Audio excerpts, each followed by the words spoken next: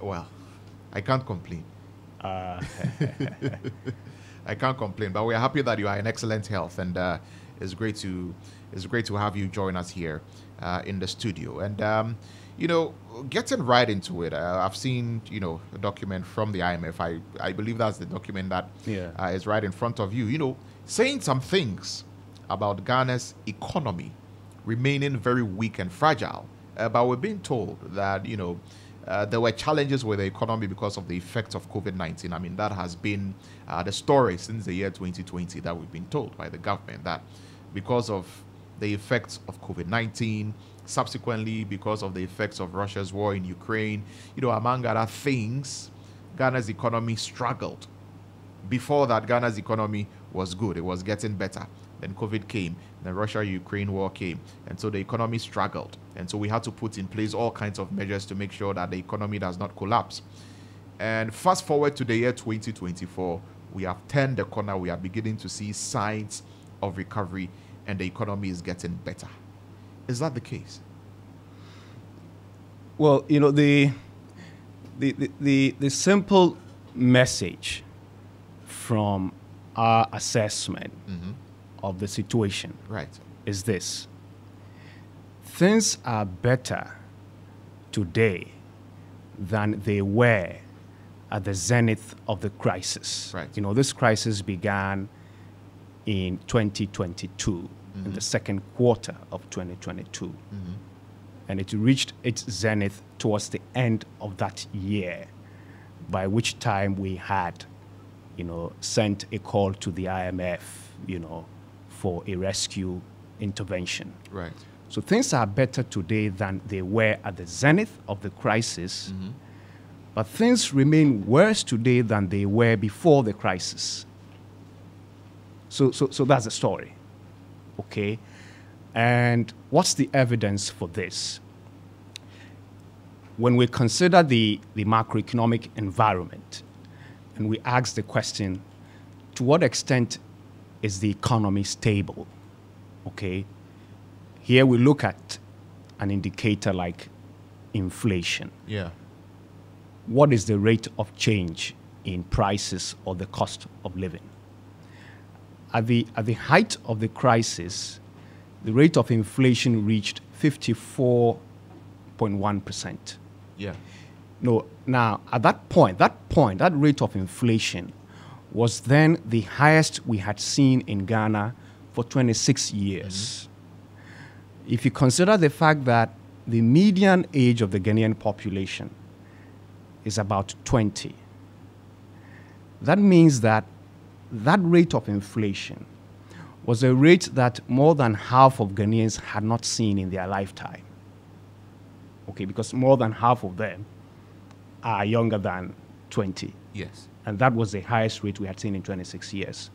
Now, subsequently, inflation has more than halved, falling from 54.1% to 20.9% as of July. That announcement was made yesterday. Yes, it was made yesterday by the government statistician. That's right. But that 21% rate, if you compare that to the historical record, if you, for example, exclude the crisis months from second quarter of 2022 to June 2024, if you exclude the inflation rates in those crisis months, where inflation stands today is still the highest since January 2004, if you exclude the crisis years. So in historical terms, it's a very high rate of inflation. Yeah. In the run-up to the crisis, we had been averaging annual rate of change in the price of goods and services of around 10%. So where we are today is about double what we had been averaging on the eve of the crisis. Okay. Now, if we were having an average rate of around 10%, that means that it would take close to 10 years for the cost of the inflation basket to double. Okay.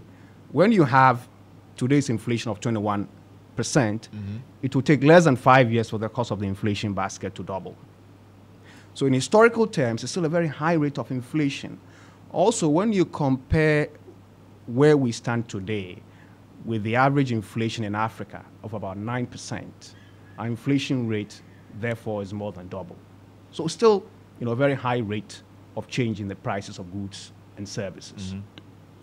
If you look at the exchange rate and the extent to which it's been stable, in the first half of this year, the CD fell against, the main, international currency, the dollar, by about 19%. Okay. Again, in the 21 years before the crisis, 2001 to 2021, the average fall in the CD against the dollar was about 7%. So this year's 19% is more than double the average in the 21 years, before the crisis. And this year's 19% in the first half is the third highest depreciation rate of the CD in the first 6 months of the year since 2000. So in historical terms, the exchange rate has been quite unstable. If you take interest rates, the cost of borrowing, say by the government even, before the crisis, it was around 12% for the 91-day, treasury bill rate. Bills, yeah. In the course of the crisis, it went up to as high as 35, 36%. Today, it's near 24%. Lower than at the zenith of the crisis, but double what it was before the crisis.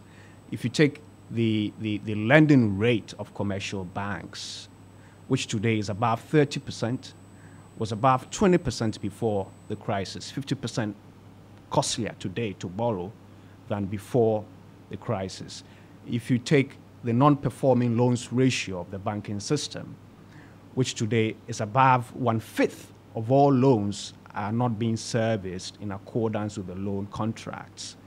Before the crisis, it was 15%.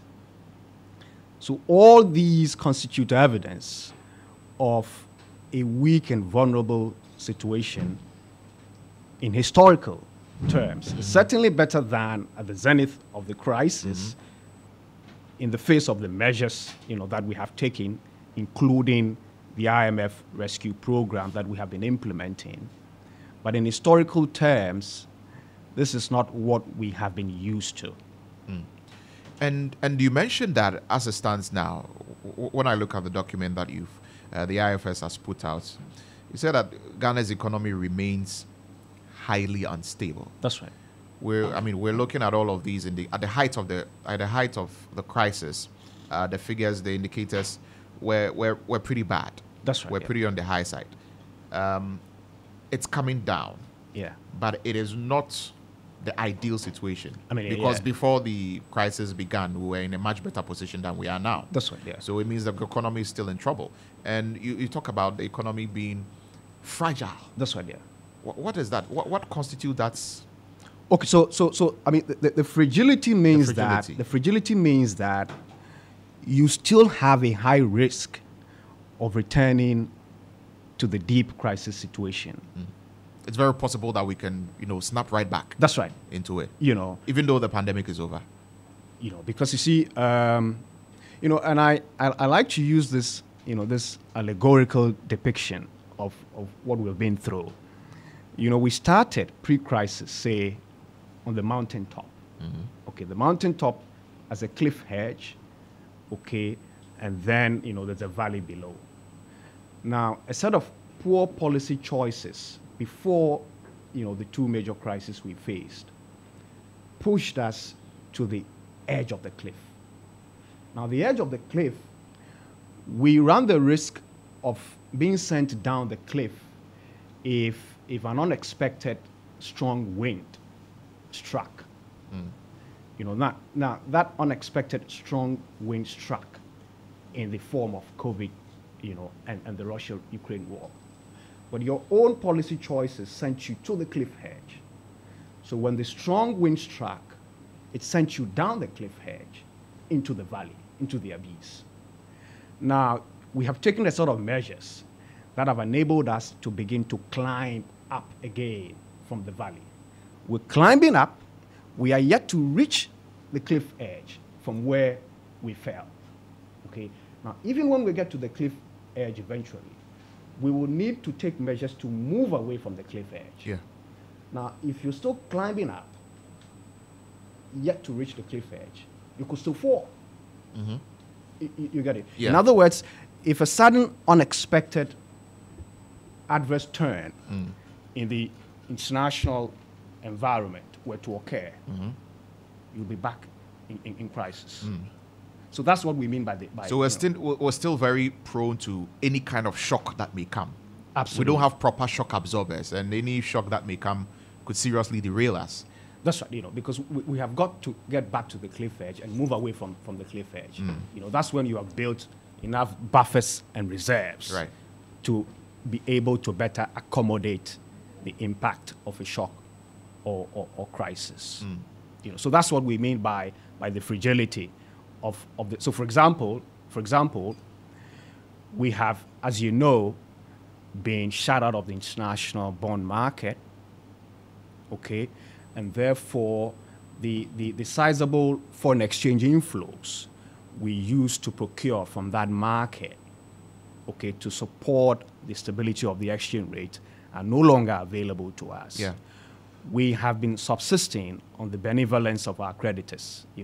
They've allowed us to freeze debt service payments. Or to defer some of the payments. Even before we reached the deal, we froze the payments. Yeah. Then when we reached the deal, they have actually, sort of concretized, what we were doing before. The central bank is low on reserves today compared to what it had before the crisis. Okay. Therefore, there's been a lot of pressure on the exchange rate. Okay. Now, if for example, we took some bad decisions that caused the IMF to delay approval of a review of the program, that will send the exchange rate, down. Yeah. You get it? And we saw what happened in the first half of this year, for example, when the government decided to accelerate payments of liabilities owed to independent power producers. These are dollar liabilities. And the liabilities had been piling up, and they had threatened to shut down their generating plants. And the government decided to accelerate payments to them in the first half of the year, dollar payments, and we saw how the exchange rate took a hit, from that pressure on the dollar. Yeah. So that, that's the kind of fragility we're talking about. Your low on reserves, reserves are to the central bank what the water hose is to the fireman. It's what allows the central bank, to fight off, pressure on the currency. Yeah. But it's low on the reserves today. I mean, at the point we even, suffered losses, very significant losses at the central bank. Well, yeah, because the central bank was one of the casualties of the debt restructuring program. Yeah.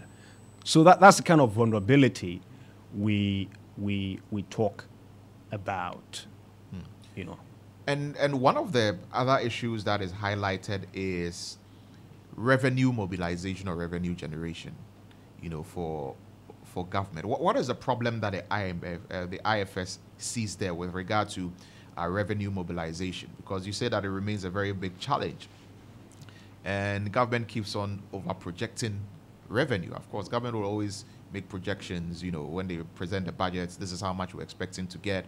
We're getting this from taxes. We're getting this from this tax handle. We're getting this from maybe going to the capital markets, even though now we are closed out. Maybe we'll get this from treasury bills, and all of that. So you see a problem with the revenue generation projections that government makes? That's right. It's not realistic? Yeah. In every year of this administration, they have missed their revenue target. In every year of this administration, we at the IFS have said they will miss their revenue target. And it's happened every year. We're saying it again. Now, let's look at the data. I mean, the administration inherited revenue to GDP ratio. That's the size of your revenue compared with the size of the economy of about 14.7%. And in the 7 years, of the administration, excluding 2024, they've improved that by 1.5 percentage points, from 14.7 to 16.2% in 7 years, right? Yeah. This, for 2024, they say they're going to improve it by 1.2 percentage points in 1 year. When nothing dramatic has changed about the revenue strategy. And in fact, in the first half of 2024, the revenue performance in terms of GDP was about equal to the revenue performance in terms of GDP in the same period of 2023. So virtually all of the improvements they are counting upon for the whole year is expected from the second half of the year. But we haven't seen an improvement that large in revenue in the second half of the year in any of the years of this administration. Okay. Then there's also other evidence. So, for example, the minister said in the budget, that the additional revenue they're anticipating when they revised, the budget this year would come from non-oil, non-tax revenue. Yeah. When we look at the data in real terms, we don't see, that significant change coming from there. Also, in the first half of the year, the government missed its oil revenue target by 1/3. The target was to collect 9 billion cedis in oil revenue. They collected 6 billion. And the explanation is that the oil price, the actual oil price, was lower than they had assumed when lower than projected. And the actual production was also lower than they had projected. Yeah. Okay. And these conditions are not expected to change in the second half. Yet they maintained the full year target for revenue. Okay. So these point to, a likelihood, that the revenue target will not be met. Now, why is this important? The expenditure program of the government, the expenditure plan, is driven to a large extent by the revenue. Now, if you overproject the revenue while simultaneously planning to spend according to the program, there's a big chance that you're going to spend money that you eventually will not collect. And, that expenditure, therefore, will have to be covered by borrowing. So there's a big chance you would run a larger deficit, a larger, borrowing gap than you have planned for, because you were looking forward to revenues that eventually, would not materialize. Is that what has plagued our economy over the years, with governments? Doing all of this over projection, and then it gets to the point the revenue is not coming in, and then they have all of these capital expenditure that needs to be done, and so they end up borrowing. Yeah, I mean, it's been a big. So is that what's contributing to government continuing to borrow at the rates which a lot of people call is alarming? Well, it's been a part of the story. As I said, in every year since 2013, we have missed our revenue target. Yeah. In every year since 2013, Yeah. And on many occasions, we have actually exceeded the expenditure program in the face of underperforming revenues, and therefore our deficits, in other words, the amount of borrowing we embarked upon has been larger, than we actually planned, and larger also than what would be prudent, And it is the accumulation of deficits, of borrowing year after year, that gives you the mountain of debt, that you have to service. And when you're struggling to pay, you declare bankruptcy, and seek, the goodwill and good graces of your creditors, to rescue the situation. So based on all of this, our revenue mobilization has been problematic. The economy is weak and fragile. Essentially, the government needs money to be able to do what it needs to do for citizens. But we find political party flag bearers promising to scrap taxes and even complaining about certain tax handles. I mean, the COVID levy has been complained about, sort of dropping hints that it's unnecessary or it's a nuisance, because you hear, the NDC, for example, say, I mean, COVID is over, why are we still paying COVID levy? You hear the NDC flag where I say, okay, I'm going to scrap the betting tax, we're going to take off the e-levy, we're going to take off this tax and that tax, and what have you. We've got the current vice president also saying the same things, that he's going to, take off this tax and that tax. So considering how our economy is now, right, and even where revenue generation is a problem, can we afford to be promising people that we're going to take off all of these taxes? And also considering a precarious situation with regard to even going onto the capital market to borrow.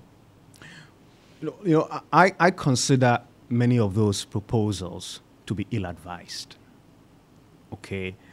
I mean, as Ghanaians and as people who care for, our own well-being, we would love to see tax reductions. Yeah. Okay. At the IFS, for example, we, thought that the e-levy was a needless tax. Yeah. We thought it was almost confiscatory. Confiscatory of people's incomes Yes. and wealth. But it was enacted, and today it's become a part, of the revenue envelope. Yeah. And it is financing, the expenditure program. I would, if I were a politician, seeking to take over, the management of the public finances, I would wait to see what I would inherit, okay, before I make decisions about revenue policy in this manner. What we also have to remember, and this is important for the voter to understand, because the politician, cleverly ignores that fact. Policies have trade-offs. It's hard to find a policy proposal or something that is sold as a solution to some problem that does not have a cost attached to it. So if you, for example, want to cancel e-levy or the betting levy, Yes. you've got to consider the revenue loss, at least in the short term, Yeah. from that, decision, and decide how you're going to account for that. Or perhaps consider the expenditure that you no longer would be able to pay for, and decide what you're going to do about that, and say to the people, how you're going to cover, that trade-off Yeah. that you want to make. So yes, you can decide, that this is really what I want to do, but do not ignore the trade-off. Do not pretend, it's a costless move. Okay, because it's not. So by all means, there'll be a trade-off. There will be. So will it be that maybe government has to cut down significantly on expenditure, or maybe not undertake doing certain capital, projects or capital-intensive projects, or there are other sources of raising the revenue, perhaps borrowing or... Well, borrowing is not a source of raising revenue. In fact, if you don't find another source of revenue to replace what you're losing, and yet want to maintain the expenditure, then you have to cover the gap by borrowing. Right? Yes. So, if you're thinking, if as a politician promising this, you're thinking, there's some other ways in which you can plug the revenue shortfall. Well, tell the people. We want to hear that too. But what could that even possibly be, given how we run the economy and how we raise revenue? What could that possibly be? Because, like you mentioned, definitely there'll be something has to give. That's right. Yeah. So if we're taking up the e-levy, e-levy is not making the projections that it was projected to make, but it is bringing in money. Yeah, we're looking at the betting tax collectively. All of that it's bringing in some money. Yeah, right. That government will definitely need to use.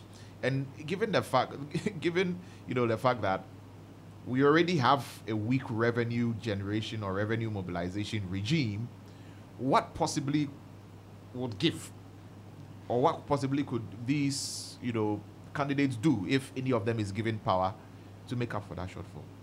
Well, what my own prediction would be that, Yeah. Politicians are good at smoke and mirrors. Yeah. Okay, so they can take away one thing and replace it with another. You get it. So the e-levy can be cancelled, and some new tax, some new levy will be proposed. With some justification, will be offered. You get it. Yeah. So I mean that could happen. But could a cut in expenditure make up for some of these things? Certainly. We would have to find savings in our spending. Okay, would have to find savings in our spending. I mean, for example, these social programs that we have, free SHS, we still continue to make allocations to 1D, 1F. Yeah. This agenda 111. I mean, these are things. But the politicians will say these are projects that the people need, and so we need to put them in place. I mean, very recently, former President Mahama is promising, free admission, tuition admission fees for level 100 students, across the public universities of the country. Yeah. And we'll need money for all of these things.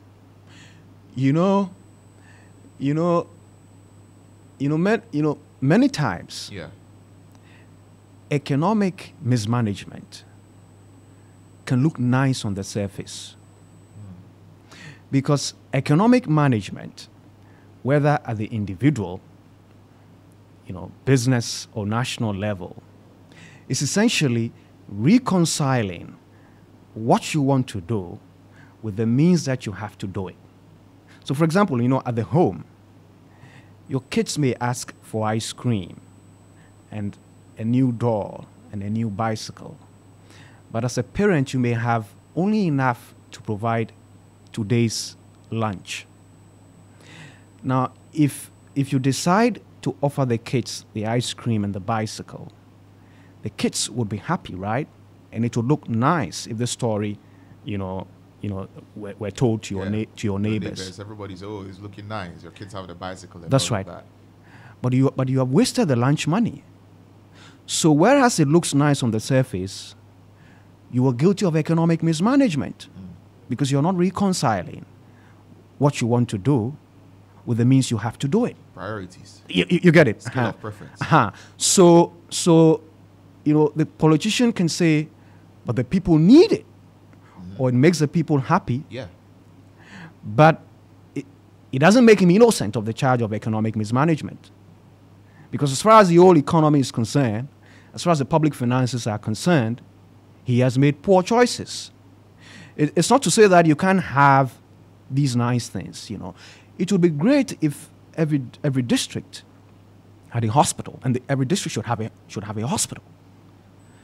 But how much time should you give yourself to do that if you haven't been able to do that since independence until now? You get it? Yeah. You've got to somehow marry the ambition with the capacity to achieve it in the time frame you're looking at. That is economic management. Right. That's what we all do at the individual and firm level. So where can the cuts be made? I mean, if the politician wants to focus on doing the capital-intensive, big-ticket projects, the hospitals, the roads, paying for all of 100 students, for free and all of that, then where will they need to do the cuts? Yeah. And if they're also saying that they want to, take out the taxes, you believe that possibly they could introduce another tax That's somewhere, right, yeah. we'll not even see it. Yeah. Right? So Yeah. where could they do the cuts, realistically speaking? That's right. Yeah. Okay, realistically speaking. Now, here's what I'll do, as a general, action. I would embark upon, in other words, if I had the power to do so, Yeah. a comprehensive review of every item of government expenditure. In other words, everything. Stationery, Yeah. Air conditions, everything. Vehicles. Everything will be put. All of those things. Everything will be put on the chopping table. And we're going to question, do we need to have this or not? And I would, for example, task a committee within a short period to do this exercise and find, say, 2 billion cedis of savings from this exercise. I would do that. Everything, diaries, everything. Calendars. Everything. All of those things. So we're sort of giving a second look to everything we spend public money on. So that's the general point. Now, second, let's look at the areas of public spending that have been notorious for their cost and impact on the public finances. One, public sector pay. Okay? For nearly 20 years in the run-up to the crisis, the cost of public sector pay in terms of public revenue was more than 40%. Now, that's higher than the average for African countries and the average for middle-income countries. So we have a huge wage bill. That's right. And a chunk of our revenue is going there, paying government that's workers. Right, yeah. We have begun, in fact, truth be told, since we began the IMF reform program, we have begun to constrain, the cost of public sector pay in terms of revenue. Right. We need to continue in that direction. So here we're identifying, the notorious, items. Yeah. Public sector pay. Mm-hmm. We have begun to see, the size being constrained, truth be told. We need to continue in that direction. Another area of difficulty, these earmarked transfers, to statutory funds, and various government agencies. That notoriously, was a problem. Also, we have begun to constrain that. In fact, even before the IMF program, and since we began the IMF program, we began to constrain that. We need to keep a watch on that too. Then we have this big issue of the cost of the mismanagement of the energy sector. The mismanagement of the energy sector has exposed the balance sheet of the state to significant problems. In fact, today, we spend nearly 30 billion cedis per annum to cover so-called shortfalls in the energy sector. Nearly 30 billion cedis per annum to cover so-called shortfalls in the energy sector. This is different from the investments the central government makes in the energy sector. These are what they call shortfalls. In other words, the power producers and sellers are not able to cover their liabilities based on the contracts they have, based on the power they are buying from their suppliers, and you have this sizable gap that is being plugged by the Ministry of Finance through debt. We have to eliminate that. Okay, and that requires an overhaul of the way in which we manage the energy sector. You get it? We have made choices that have seemed good in the short term, but have been very costly over time. Okay, you give people a freebie one day, but later on you give them 54% inflation. Yeah, you get it? Which perhaps more than offsets the benefit, you gave them or they thought they had received from you initially. So these are some of the the areas. But the general recommendation I have to subject everything you spend public money on to a review. What about what we're even losing to corruption? Well, a lot of loopholes. That's right. And a lot of corrupt deals going on, and we're hemorrhaging money there as well. Yeah, I mean that's something also that we have to deal with. There's corruption everywhere in this country. At every level, you can sniff corruption, and if we could check that too, okay, that would go a long way. I mean to improve, because corruption means you spend more than you need to. On the things that you buy, or spend on. Yeah. So you may spend a cedi, but but the value you get from the cedi may be 60 pesos. You get it. Yeah. So of course you're losing. We need to look at all of that. So, I mean, given that our economy is still weak and fragile, what should we be doing? What posturing should government be adopting towards dealing with the problems of the economy? Because now we are celebrating. We've turned the corner.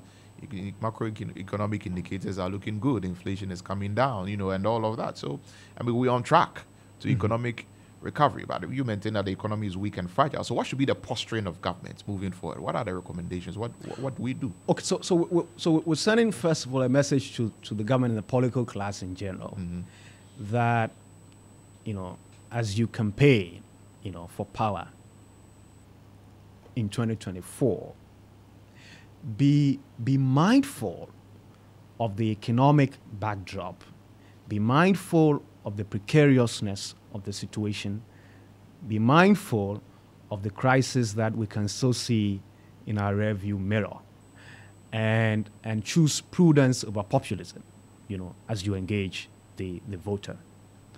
For the government, we're directly cautioning against a fiscal slippage in the manner that we have observed in election years during the Fourth Republic.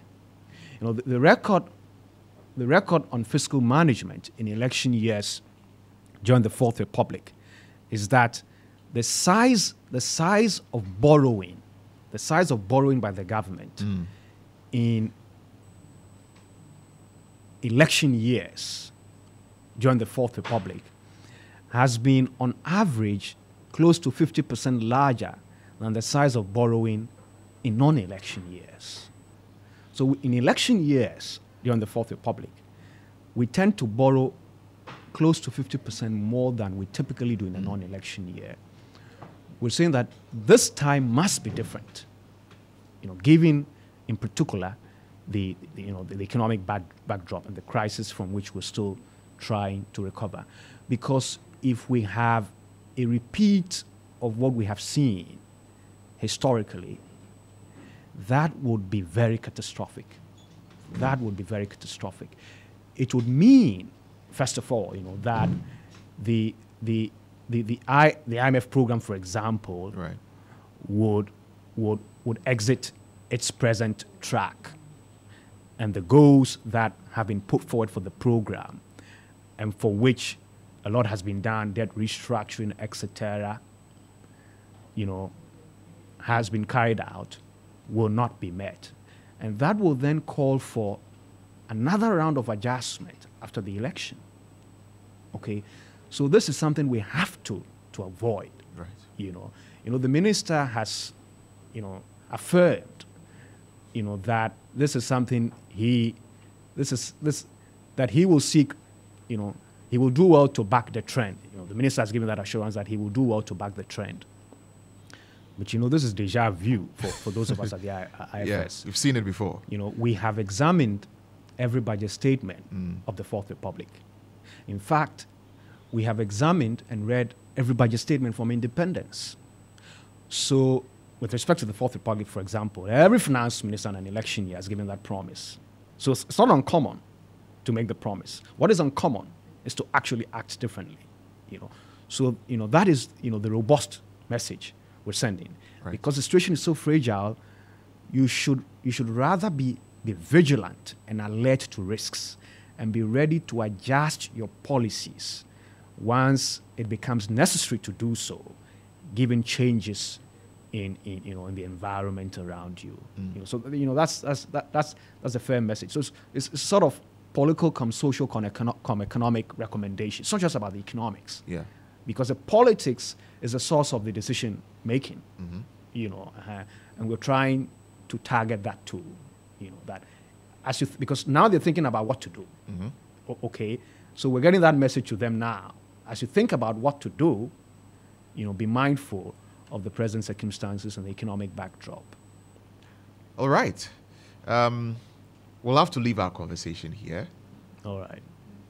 It's been insightful speaking to you. It's a pleasure. Leslie Dwight Howard. It's a pleasure. Always a pleasure to talk to you. Good. Where we talk about all of these